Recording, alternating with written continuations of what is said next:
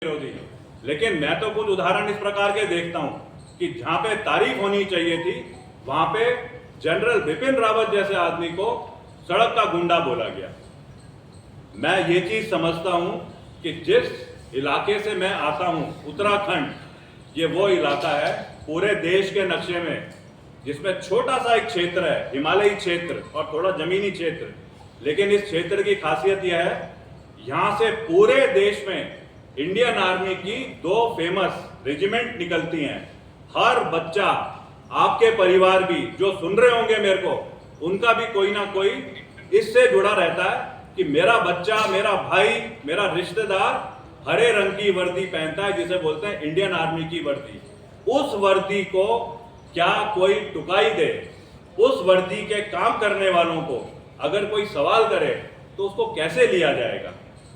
यहाँ पे जो सोल्जर्स हैं इस उत्तराखंड में, गढ़वाल कुमाऊं रेजिमेंट और यहाँ के जो अलग अलग जगहों पे जाकर के, अलग अलग रेजिमेंट्स में जाकर के, पैरामिलिट्री फोर्सेस में जाकर के जो अपनी शहादत देते हैं, अपने परिवार को हमेशा के लिए बर्बादी में छोड़ के चले जाते हैं, जब वो शहीद होकर के चले जाते हैं, उनके इलाके में एक मीटिंग हो रही है, एक सैनिक सम्मेलन हो रहा है।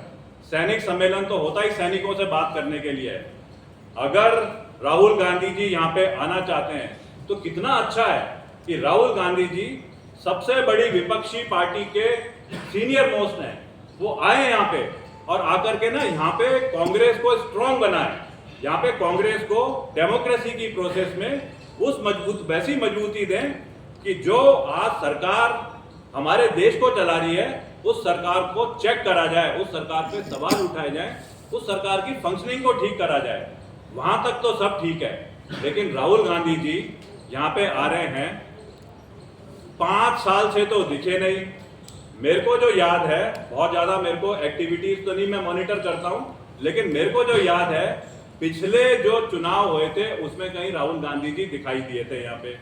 उसके बाद दोबारा एक बार वो पिकनिक में आए, आकर के उन्होंने दोबारा विजिट करा जब शायद लोकसभा के चुनाव थे, थोड़े से समय के लिए।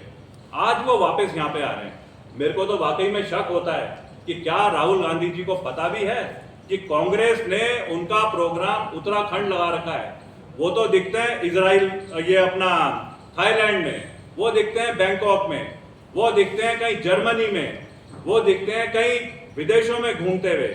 और वहां पे जब वो घूमते हुए दिखते हैं उस टाइम पे कहीं उनको ये गलत फहमी तो नहीं हो गई कि उनको जो टिकट दिया गया है जहाज से यहाँ आने के लिए, वो टिकट में यूके लिखा है। वो यूके यूनाइटेड किंगडम नहीं है, वो यूके उत्तराखंड है। देवभूमि, सैन्य भूमि उत्तराखंड है, जहां पे सर्वोच्च बलिदान हम जैसे, आप जैसों के रिश्तेदार देते हैं। शायद उनको बहुत बड़ा झटका लगेगा कि 4 तारीख को जब वो जहाज से उड़ेंगे और उनको टिकट दिया जाएगा और उस टिकट में लिखा होगा 2500 रुपए, वो कहेंगे 2500 रुपए में मैं कहाँ जा रहा हूँ? इंग्लैंड का तो टिकट, यूके का टिकट तो शायद 25,000 का होना चाहिए था। वहां पे जाकर के कहीं ऐसा ना हो कि वो गलत फहमी के शिकार हो जाएं। तो हम ये वाली चीजों को सोच करके जरूर बोलना चाहते हैं कि आप आइए, ये देवभूमि है, इस देवभूमि में आपका स्वागत है। आप सैनिकों से मिलना चाहते हैं ना, कितना अच्छा है सैनिकों से मिलना। आपने तो स्थान भी बहुत अच्छा छांटा है सैनिक सम्मेलन के लिए। पौड़ी गढ़वाल, पौड़ी गढ़वाल वो जमीन है भारतीय सेना के लिए पवित्र जो मानी जाती है। इस जमीन ने इंडियन आर्मी के जो पहले सीडीएस हैं वो पौड़ी गढ़वाल ने दिए, जनरल बिपिन रावत। इस इंडियन आर्मी के दूसरे जो सीडीएस हैं जनरल अनिल चौहान, वो पौड़ी गढ़वाल ने दिए। अभी कल या परसों इंडियन आर्मी के तीसरे सीडीएस बनते हैं जनरल राजा सुब्रमणी। उनको बनाने वाले पौड़ी गढ़वाल का बहुत बड़ा रोल है। गढ़वाल राइफल के जनरल राजा सुब्रमणी अपनी क्षमता से तो सीडीएस बने हैं, लेकिन उनको बनाने वाले आपके और मेरे रिश्तेदार इस उत्तराखंड के सोल्जर रहे हैं, जिन्होंने पता नहीं कितनों ने बलिदान दिए होंगे, कितनों ने अपने परिवार की परवाह नहीं करी होगी, बच्चा कहाँ पे पढ़ाई करके आगे निकलेगा। लेकिन जनरल राजा सुब्रमणी तीसरे सीडीएस को भी पौड़ी गढ़वाल ने दिया है। ये वो पौड़ी गढ़वाल है जहां से हमारे national security adviser Ajit Doval ji आते हैं।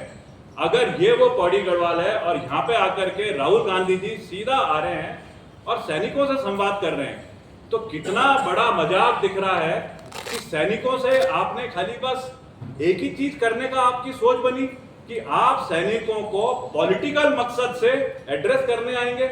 अगर आपने आना है यहाँ पे, आप आइए, आप आकर के कांग्रेस को स्ट्रांग बनाइए, आप यहाँ पे आकर के बहुत सारे मुद्दों पे बात करिए। आप 5 साल में आते हैं यहाँ पे और आकर के आप ये वाला एक मैसेज दे रहे हैं, तो मेरे को बहुत सारे सैनिक बोल रहे हैं और बहुत सारे सैनिकों की इच्छा है कि वो ना पूछना चाहते हैं कि राहुल गांधी सर, क्या आप सैनिक सम्मेलन जब लेने आ रहे हैं तो आंख में आंख मिला करके हमसे बात कर पाएंगे?